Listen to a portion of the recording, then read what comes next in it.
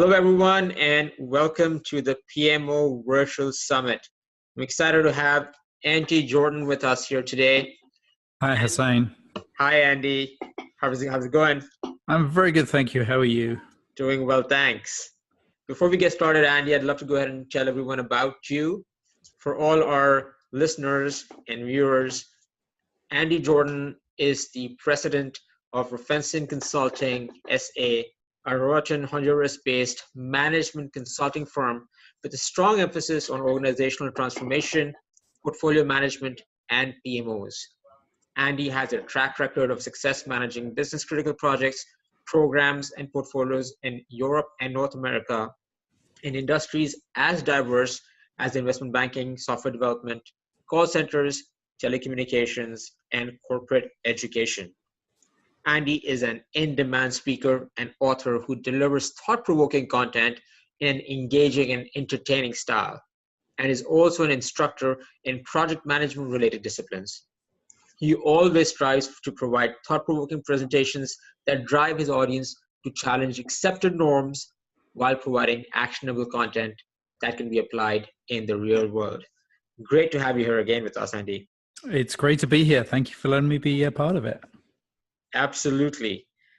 Andy, I wanted to take this time to really have a chat with you, get your perspectives on PMO leadership as a profession.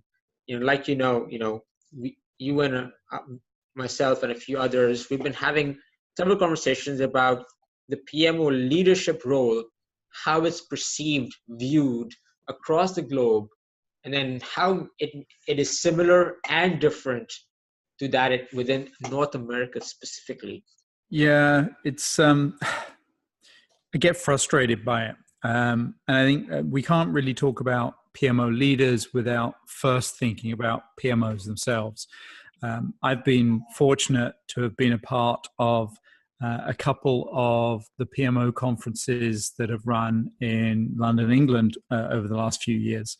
And obviously, because it's in the UK, it's attracting a big European audience. And there is a clear interest and a clear investment by employers, by practitioners, in all industries, in all walks of industry, to see PMOs as drivers of value to those organizations that have set them up. They get the fact that PMOs are business functions that are focused on improving the way that the business operates, the way that businesses execute on projects to achieve the goals and objectives of the organization. And then I contrast that with what we see so often here in North America, where PMOs are viewed as a governance function, not from a corporate governance standpoint in terms of, making sure that we're not investing our money inappropriately or failing to get a return on that money, but on a project governance standpoint. It's all about oversight. It's all about looking down and in at what's happening in project execution, not up and out at what's happening in the organization and how the organization needs to succeed through projects. And I find it insanely frustrating that is what the perception of a PMO is. And because that's what the perception of a PMO is in North America, the type of person that gets hired as a PMO leader supports that kind of mandate. And it's not their fault. They're doing what their employers are asking them to do. But we see PMO leaders who are very tactically focused. They're not focused on helping the business to achieve value, to deliver results. They're focused on making sure that project managers are following the process properly. They see more value in standardized approaches across all departments and all projects than they do recognizing that every project is different, and to achieve business results needs not just a different customized approach, but an adaptive approach that evolves as the organization's needs evolve. And I'm really seeing, starting at the PMO, but starting to expand into business and starting to expand into projects, a real dichotomy between Europe and North America in terms of what PMOs are about, in terms of how they actually do their function. And I struggle to find any evidence that North American style PMOs are actually delivering organizational value. And if they're not delivering value, North American executives are not stupid people.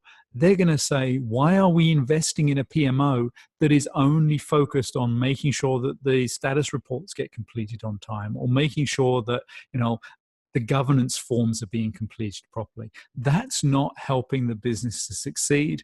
And the money that gets invested in a PMO can be directed elsewhere to generate a better return and help the organization to do more. And I realize this is a sweeping generalization, but as you mentioned, Hussein, you and I have had conversations. A bunch of other of us have been part of those conversations, and I know a lot of those people are going to be part of the PMO Virtual Summit. So I really, truly think that a lot of us are seeing this. A lot of us are feeling the frustration. And I really want to sort of view it as a call to action to actually do something about it and say to PMO leaders here in North America, do you feel as though you're actually achieving something worthwhile? Do you feel as though you're helping your organization to grow and succeed? Or are you just a glorified administrator that's looking at oversight and making sure that the way projects get done is appropriate? There's value to that, but there's not the right level of value for a PMO to be looking at. And that's why I think things need to change. And I know you're seeing sort of similar things, Hussein, in your practice. Yes, absolutely, Andy. And the concern is that, like you mentioned, right? Sometimes the situation is where the PMO leaders are telling them what their employers are telling them to do, and then to your point, executives aren't stupid, right? So there's a gap between executive leadership and middle management, or there's a gap between communication between these two elements, or it's just one sort of leadership, one section of the leadership has different views than the other, and therefore the message of what needs to really happen gets translated incorrectly to the PMO leadership. Again, the whole perception of the PMO that carry on, the continuation of that traditional mindset of just purely reporting or administrative function, that perception is carried across, and a lot of people feel that, okay, you know what, if that's really the case, then that's how it should work. And then automatically or magically, if projects are happening on time, on budget, then we should see the value. And if that's not the case, then let's shut it down. But there has to be more. There's obviously more to that, than just that. And you need to do much more than on time, on budget delivery to actually see the value that you need to do. For a PMO to have that impact on an organization.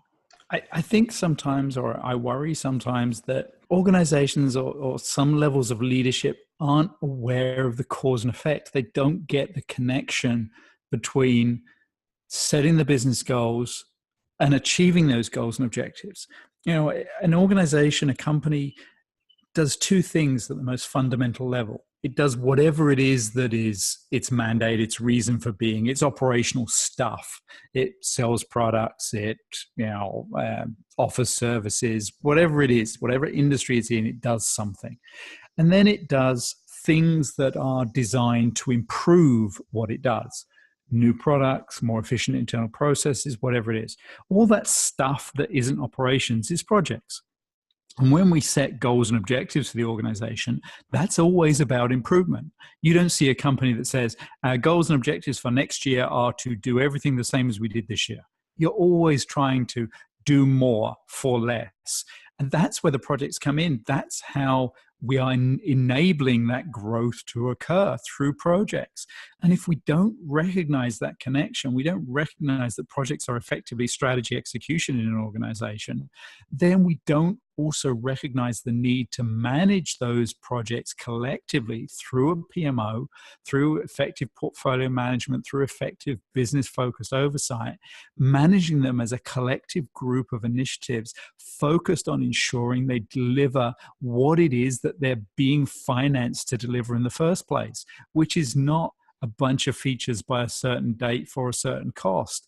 It's market share, it's revenue growth, it's profitability, it's cost reduction, it's risk reduction, it's quality improvements, it's regulatory compliance, whatever it might be. The reason why we're spending money on projects and the reason we should be spending money on PMOs to oversee those projects is to generate business results, not to make sure that we can happily say that 100% of our projects were finished on time, on scope, on budget, but 0% of them achieved business results. That's not success. That's abject failure. You know, what is really frustrating for me, Andy, is that, through many organizations have a very robust portfolio management processes, right? There's lots of, checks and bounce, lots of gating, lots of documentation that's collected, and lots of analysis done to really understand, okay, how are these projects that are coming in the pipeline actually going to impact the bottom line? Obviously, a lot of this is, top-down assessment, lots of assumptions around there, but a lot of time and effort is put in to do that assessment. And based on that assessment, those projects are said, all right, great, you guys are in, let's go. As soon as they get in through the gate, then it's all about on budget, on time delivery. It's not about, okay, guys, here's the bottom line, right? And once the project is completed, there is not any work done to understand or measure the benefits of all that was done for the project, in terms of how is that now truly impacting the bottom line for the business. What do you think about that? Have you seen that as well?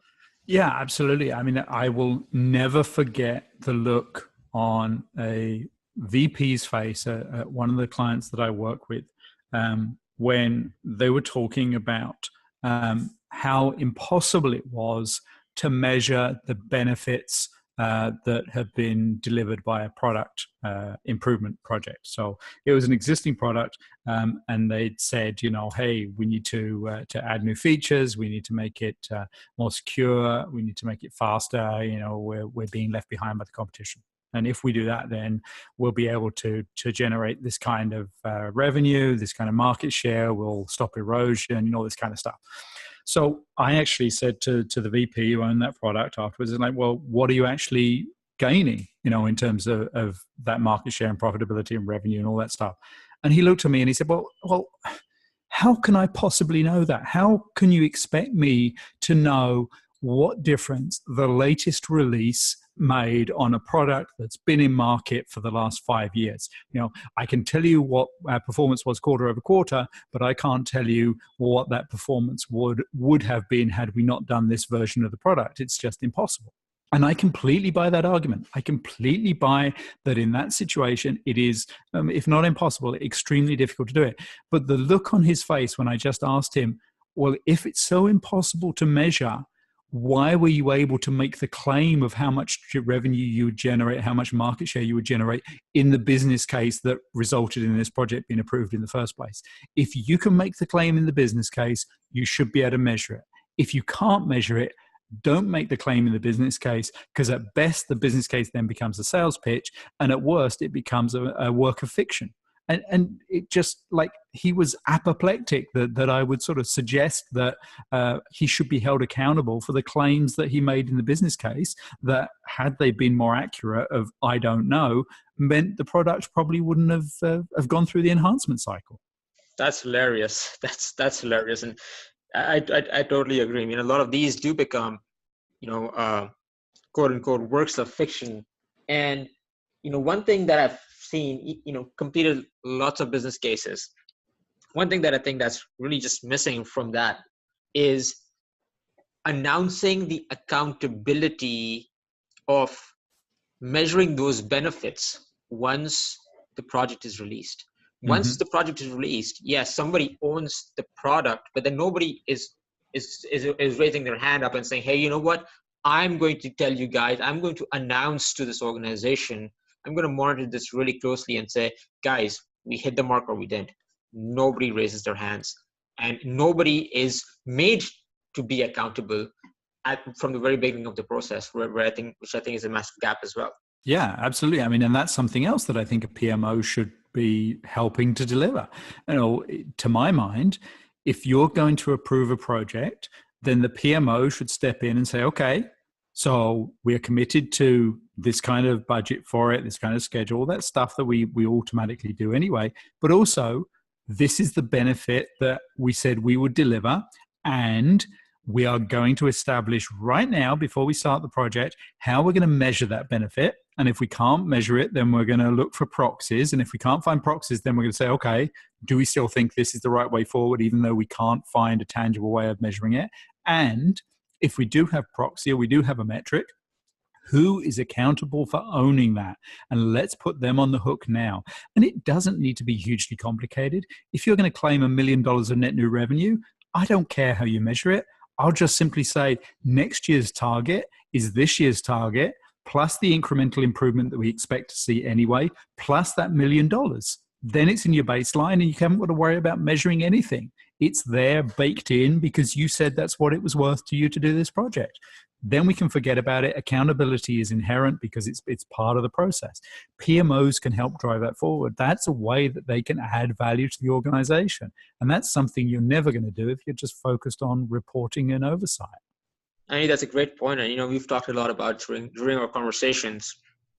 And, the way when we talk to each other, it seems like, oh my God, what? Why isn't this happening? Do you think we're all just lazy?